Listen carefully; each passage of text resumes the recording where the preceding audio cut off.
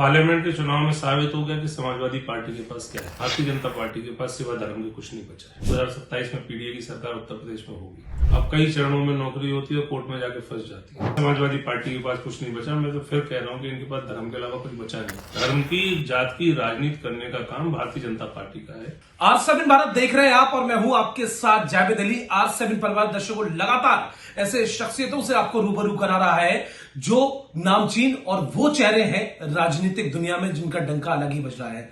जी हां दर्शकों, इस समय जिन शख्सियत के बीच में मेरी मौजूदगी है, मुझे लगता है उन्हें किसी इंट्रोडक्शन या परिचय की कोई जरूरत नहीं है। जिला हो, मंडल हो या फिर उत्तर प्रदेश में राजनीतिक दुनिया में अलग पहचान और समाजवादी पार्टी के बदायूं जिले के सहजवान विकासखंड क्षेत्र या विधानसभा से माननीय विधायक जी आप बखूबी परिचित होंगे और भैया जी का खुद मैं इंट्रोडक्शन दूंगा। पहले भी कहा कि परिचय की इस तरह की कोई जरूरत नहीं है। आपको बता दें समाजवादी पार्टी के कद्दावर नेता और सपा के विधायक माननीय ब्रजेश यादव जी आज हमारे बीच में मौजूद हैं दर्शकों। और ये वो शख्सियत है युवाओं के साथ साथ चाहे बुजुर्ग हो या फिर ऐसे बच्चे हो उनके लगातार प्रेरणादायी बने हुए हैं। जी हां दर्शकों, समाजवादी पार्टी के उन कद्दावर नेताओं में भैया जी की गिनती आती है जो सिर्फ और सिर्फ अपने भाषा शैली को लेकर, जमीनी स्तर को लेकर या लाखों युवाओं के दिलों को जीतने को लेकर जाने जाते हैं। इस समय दर्शकों आपको बता दें सूबे में बीजेपी गवर्नमेंट है, लेकिन समाजवादी पार्टी लगातार कट टू कट टक्कर दे रही है। हाल ही में हुए लोकसभा चुनाव को लेकर सूबे में अगर सबसे बड़ी पार्टी बनकर उभरी तो वो समाजवादी पार्टी है जिसने फेस टू फेस टक्कर भारतीय जनता पार्टी को दी। आप सीधा भैया जी का रुख करेंगे और भैया की जुबानी आपको सुन पाएंगे क्योंकि भैया अपने शब्दों को लेकर, इसीलिए मैंने कहा कि लगातार लोगों के प्रेरणादायी बने हुए हैं। सर सबसे पहले बहुत स्वागत है आपका। बहुत शुक्रिया आपका R7 भारत पर। सर सबसे पहले मेरा बेसिक क्वेश्चन आपसे ये रहेगा कि आप युवाओं के साथ साथ बुजुर्गों सभी के प्रेरणादायी बने हुए हैं। लोगों ने आपके चेहरे या आपके नाम के टैटू बनवा रखे हैं और कई सारे सर मैंने ऐसे पोस्ट देखे, बहुत सारे आपके प्रशंसक हैं। सबसे पहले सर मैं ये जानना चाहूंगा। चलिए, आपके चैनल के माध्यम से उन सभी साथियों को धन्यवाद और बधाई देना चाहता हूँ जी। लेकिन कम से कम मुझे राजनीति में आए हुए 20 साल हो गए और 20 साल में बहुत जिम्मेदार पदों पे भी रहा हूँ। बिल्कुल सर। जब आप कोई चुनाव जीतते हैं या आप ऊंचाइयों पे जाते हैं तो ऐसे असंख्य लोग होते हैं जिनकी बदौलत आप वहां बैठते हैं। बिल्कुल सर, बिल्कुल। मेरे यहाँ तक आने में या पहुंचने में जिनका भी योगदान रहा मैं उन्हें कभी भूलता नहीं। और मेरे बारे में लोग चर्चा भी करते हैं कि मैं जिसका हूँ उसका मन से हूँ। बिल्कुल। और उम्मीद करता हूँ कि अब इतनी उम्र हो गई है तो उसके आगे जितना पहले मैंने जो काम किया उससे ज्यादा और बेहतर काम कर पाऊं। और फिर से उन सब साथियों का बहुत बधाई और धन्यवाद जो मुझे यहाँ तक पहुंचाने में जिन्होंने मदद की। सर समाजवादी पार्टी के कद्दावर नेताओं में आपकी गिनती आती है। आप वो चुनिंदा शब्द बोलते हैं या वो चुनिंदा शब्दों का इस्तेमाल करते हैं जिनकी जनता सराहना करती है। सूबे में भारतीय जनता पार्टी की सरकार है। हाल ही में विधानसभा सत्र को लेकर बात करें, महाकुंभ को लेकर, पहले विधानसभा सत्र की बात कर लेते हैं। एक तरफ बीजेपी लगातार युवाओं को लेकर, किसानों को लेकर तमाम वादे कर रही है, चाहे एमएसपी हो या फिर कई सारे ऐसे मुद्दे हों, लेकिन कहीं ना कहीं अपने समाजवादी पार्टी के यूं कहें जो मेन मुखिया अखिलेश यादव जी लगातार तत्परता से कटाक्ष करते हुए नजर आते हैं। लेकिन बीजेपी या मुख्यमंत्री योगी आदित्यनाथ ये लगातार कहते हुए नजर आते हैं कि समाजवादी पार्टी के पास क्या बचा है, सिर्फ और सिर्फ मुद्दे हैं, वोट बैंक के लिए कुछ भी बोलते रहते हैं, इनके पास कुछ बचा ही नहीं है। पार्लियामेंट के चुनाव में साबित हो गया कि समाजवादी पार्टी के पास क्या है। बिल्कुल सर, बिल्कुल। समाजवादी पार्टी ने पूरा उत्तर प्रदेश जीता है जी। मैं तो ये कहूंगा कि भारतीय जनता पार्टी के पास सिवा धर्म के कुछ नहीं बचा है। अभी मेरे क्षेत्र के साथी बैठे थे, मैं बोल रहा था कि मेरे क्षेत्र में एक ऐसी जगह है जहाँ मंदिर और दरगाह दोनों साथ में, बिल्कुल। वहां भी कोई खतरा किसी हिंदू को नहीं है ना किसी मुसलमान को है। कि सिर्फ धर्म की राजनीति करके और मेन मुद्दे जो किसानों के, नौजवानों के, बेरोजगारों के हैं उससे ध्यान भटकाने का काम भारतीय जनता पार्टी करती है। और जो लोग कहते हैं कि कुछ नहीं बचा है, 2027 में कहने वालों के पास कुछ नहीं बचेगा। 2027 में पीडीए की सरकार उत्तर प्रदेश में होगी। हाल ही में सर लोकसभा चुनाव हुआ और लोकसभा चुनाव में सूबे में सबसे बड़ी पार्टी बनकर उभरी समाजवादी पार्टी, जिसने भारतीय जनता पार्टी को आमने सामने से टक्कर दी। अब ऐसे में 27 में विधानसभा चुनाव होना है और सबसे बड़ा हमारा सूबा है उत्तर प्रदेश, सबसे बड़ा राज्य है। ऐसे में लगातार समाजवादी पार्टी भी पुरजोर कोशिश में है। भारतीय जनता पार्टी ये कह रही है कि हमें लोगों के बीच में जाने की जरूरत ही नहीं है, सभा करने की जरूरत नहीं है। युवा है, किसान है, महिलाएं हैं, बेटियां हैं, सब सुरक्षित हैं, वो अपने आप हमें चुनेंगी। गलतफहमी तो किसी की बची नहीं। बिल्कुल सर। पुरातन काल से देखो तो गलतफहमी किसी की बची नहीं। जनता बहुत परेशान है, किसान को उसकी फसल का वाजिब मूल्य नहीं मिल रहा, छात्र परेशान है, नौजवान परेशान है, नौकरी कहीं है नहीं। पहले नौकरी होती थी, अपॉइंटमेंट होते थे, अब कई चरणों में नौकरी होती है और कोर्ट में जाके फंस जाती है। बिल्कुल। भारतीय जनता पार्टी के लोग, मैंने पहले भी कहा, गुमराह करना चाहते हैं, नौकरी भी नहीं देना चाहते। विकास तरक्की की बात करें तो विधानसभा में मेरे रिकॉर्डेड भाषण है जी बिल्कुल। 8 लाख करोड़ का जब बड़ा बजट सरकार लेके आई जी तो मेरे क्षेत्र के बहुत अहम मुद्दे थे जिन पे उसको बजट देना चाहिए था। और जब इन्होंने बजट का रोना रोया तो मैंने इस्लामनगर का एक अस्पताल था उसके लिए कहा कि अपनी पूरी विधायक निधि दे दूंगा, लेकिन चूंकि कार्रवाई नहीं करना चाहते ये लोग, इनका इंटरेस्ट कुछ नहीं है। मंडी नहीं बनाएंगे, मंडी हम लोगों ने बनाई, जमीन एक्वायर की, और उसके बाद जो बचा हुआ जो उसका काम था उसको आज तक 7 साल में बजट ही नहीं दिया। 8 साल में, आज 10 मार्च है, आज ही के दिन 3 साल पूरे हो गए। बिल्कुल। और 5 साल पुराने 8 साल की भारतीय जनता पार्टी की सरकार है। किसी एक मुद्दे पे अगर इन्होंने बजट सहसवान में दिया हो तो मुझे बताएं।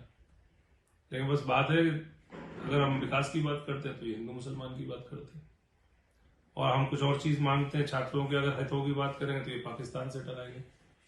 जो ये कहते हैं समाजवादी पार्टी के पास कुछ नहीं बचा, मैं तो फिर कह रहा हूं कि इनके पास धर्म के अलावा कुछ बचा नहीं। आज धर्म के आड़ से बाहर निकल के आए, पब्लिक बता देगी चुनाव कैसे लड़ा जाता है। सूबे के मुखिया सर कहते हैं कि समाजवादी पार्टी के पास पीडीए बचा हुआ है, नाम का पीडीए है, लेकिन सिर्फ वो सपोर्ट करती है तो मुसलमानों, यादवों के लिए ऐसा कोई सपोर्ट नहीं है जो गरीब तबके के बीच बनी रहती हो। वहीं माननीय अपने अखिलेश यादव जी लगातार जवाब देते हैं कि हमारा पीडीए लगातार हम लेके साथ चल रहे हैं, लेकिन बीजेपी इस बात को मानने के लिए तैयार ही नहीं है, वो जातिवाद में तब्दील हो जाती है। उसको लेके क्या कहेंगे सर? अगर प्रदेश की बात ना करके अपने जिले की अगर बात कर ली जाए जी, तो अगर पीडीए की बात करते हैं तो आंवला से हमारे सांसद नीरज मौर्य जी जी जी बिल्कुल, मेरे ख्याल से पीडीए का हिस्सा है। बिल्कुल सर। बदायूं में हमारे सांसद आदित्य यादव जी जी बिल्कुल सर, पीडीए का हिस्सा है। और बगल की सीटों पे देखोगे तो कई बिरादरी, देवेश शाह जी हैं यहाँ पर सांसद एटा में। जी, तो ये पीडीए है ना, दिख रहा है ना ग्राउंड पे। बिल्कुल। अब माइक पे बोल देने से कुछ थोड़ा ही होगा। अगर हम बात करें हमारे प्रदेश अध्यक्ष की तो श्री श्यामलाल पाल जी हैं, वो भी पीडीए का हिस्सा है। तो कहाँ यादव मुसलमान? ये धर्म की, जात की राजनीति करने का काम भारतीय जनता पार्टी का है। समाजवादी पार्टी सभी वर्गों, धर्मों को साथ लेके चलती है, और इसका उदाहरण मैंने आपको दिया। बिल्कुल सर। 27 में विधानसभा चुनाव होना है, बहुत अहम चुनाव है। किस तरह की पुरजोर कोशिश के साथ आप लोग मैदान में उतरने वाले हैं? किस तरह की इस बार मेहनत रहेगी? क्योंकि सर पीडीए वर्ग तो लगातार जुड़ा हुआ है ही समाजवादी पार्टी के साथ, क्योंकि पीडीए जब आंख खोलता है तो समाजवादी पार्टी को देखता है। लेकिन जो वोट बैंक अभी चल रहा है उत्तर प्रदेश में, वो कहीं ना कहीं बांटने का काम कर रहा है, चाहे वो भारतीय जनता पार्टी हो या अन्य पार्टियां हो। बंटवारे की राजनीति अब समझ चुकी है जनता, और बंटवारे में इस बार आने वाली नहीं है। और बदायूं जिले की मैं बात करूं तो 6 की 6 सीटें इस बार समाजवादी पार्टी जीत के जाने वाली है। हाल ही में सर उपचुनाव हुआ, और अगर अयोध्या सीट की बात करें या फिर अन्य ऐसी हॉट सीटों की बात करें जहां पर ऐसा देखने को मिला, तो पहला फेस हुआ मुरादाबाद की कुंदर की सीट की बात करें तो लोग ये कहते हुए नजर आए कि जब हम वोट डालने जा रहे थे तो हमें रोका गया, हमें बदमाशी दिखाई गई, और ऐसे में आपके मुखिया यानी कि अखिलेश यादव जी का भी बयान समझ में आया, और उन्होंने बखूबी ये कहा मंच से कि सिर्फ और सिर्फ लोगों को डरा धमकाकर वो सीट जीती गई है। उसको लेके क्या कहेंगे? अजी जनरल चुनाव भी तो होगा। बिल्कुल सर। इतिहास भी उठा के देख लेना कुंदरकी का, कौन कितना जीता है। जहां पे बड़ी तादाद में समाजवादी पार्टी का वोटर हो, और ये वर्षों से जहां सरकार चली आ रही हो, ये लोग एक प्रशासन के दम पे चुनाव लड़ते हैं। जनरल चुनाव पार्लियामेंट का वो बहुत कोशिश की, यहां से आदित्य यादव को हरा दो। कई कोतवाल मेरे यहाँ के, मेरी विधानसभा के कई कोतवाल पार्टी बने फिर रहे थे भारतीय जनता पार्टी के। मेरी बात भी हुई उनसे, और ये लोग वक्ती तौर पे बदल जाते हैं, और वक्त जब बदल जाता है, सरकार बदल जाती है, तो यही लोग सैल्यूट मारते हैं। हाल ही में सर महाकुंभ हुआ और भगदड़ हुई, कई लोगों की मौतें हुई, जो लोग श्रद्धालु थे जो स्नान करने के लिए गए। जब भारतीय जनता पार्टी से इस तरह के सवाल किए गए पत्रकार बंधुओं द्वारा, तो उन्होंने कहा कि अखिलेश यादव जी की सरकार में भी तो ऐसा हुआ था, हमारी तरफ से तो इंतजाम पूरे थे, असामाजिक तत्वों ने जो है उनके कारण भगदड़ हुई और इस तरह का हादसा हो गया। देखिए, बहुत बेहद दुखद है कि अगर श्रद्धालुओं को वो असामाजिक तत्व कह रहे हैं। बिल्कुल सर। कोई आस्था का केंद्र है कुंभ, जी, मेरी भी आस्था का केंद्र है। तमाम ऐसे लोग हैं, करोड़ों ऐसे लोग हैं जिनकी आस्था का केंद्र है, और ऐसे लोग अगर वहां राजनीति करते हैं और श्रद्धालुओं को असामाजिक तत्व बनाते हैं, इससे ज्यादा अफसोस करने की कोई बात हो नहीं सकती। और सबसे बड़ी बात है कि कुंभ में जब जितनी मौतें हुई उसका आंकड़ा सरकार ने पेश नहीं किया। हमने विधानसभा में भी कहा कि कुंभ में जो मौतें हुई उनका एक्चुअल आंकड़ा पेश करे सरकार। 5-5 मिनट पे इनको आंकड़े मिल रहे थे कि बस अब 1 करोड़ 30 लाख लोग नहा लिए, 1 करोड़ 50 लाख। कैसे इन्होंने संख्या गिन ली? जब इतनी बड़ी तादाद में आपने संख्या गिन ली तो मरने वालों की संख्या आप नहीं बता पाए। बिल्कुल सर। ये इसलिए नहीं बताना चाहते कि मुआवजा नहीं देना चाहती सरकार। आपके चैनल के माध्यम से मेरी मांग है कि उनका आज भी उन लोगों को फाइंड आउट किया जाए और कम से कम 1-1 करोड़ रुपए सरकार उनके परिवार को दे। सर, सूबे की सरकार लगातार इस तरह के कसीदे पढ़ते हुए नजर आ रही है भारतीय जनता पार्टी यानी कि मुख्यमंत्री योगी आदित्यनाथ की हमारी सुरक्षा व्यवस्था उत्तर प्रदेश के अंदर बेहद गंभीर और सुलभ है और बेहतर लेवल पर चल रही है। हाल ही में उत्तर प्रदेश के सीतापुर जिले में एक पत्रकार बंधु को सरेराह गोली मारकर हत्या कर दी गई, लेकिन यूपी सरकार ये दावा कर रही है कि हमारी कानून व्यवस्था स्ट्रांग है और एक पत्रकार को सरेराह गोलियों से भून दिया गया। पत्रकारों को भी एकजुट होने की मेरे ख्याल से अब जरूरत है। बिल्कुल सर। मेरे ख्याल से पत्रकारों को भी एकजुट हो जाना चाहिए। महिमा मंडन की जगह सच्चाई दिखाना चाहिए। जिस दिन मीडिया सच्चाई दिखाना शुरू कर देगी सरकार बचेगी नहीं कहीं। लेकिन उसके लिए जरूरत है कि पत्रकार खुद एकदम संगठित होकर सच्चाई की बात दिखाएं। महिमा मंडन करने से कुछ नहीं होगा। आप यहाँ बैठ के मेरा महिमा मंडन करने लगो, जो आप सच बात है वो दिखाओ नहीं। बिल्कुल सर। पब्लिक तक सच वही पहुंचेगा जो मीडिया दिखाएगी, लेकिन मीडिया सच दिखा भी नहीं रही। अफसोस भी है मुझे इस बात का।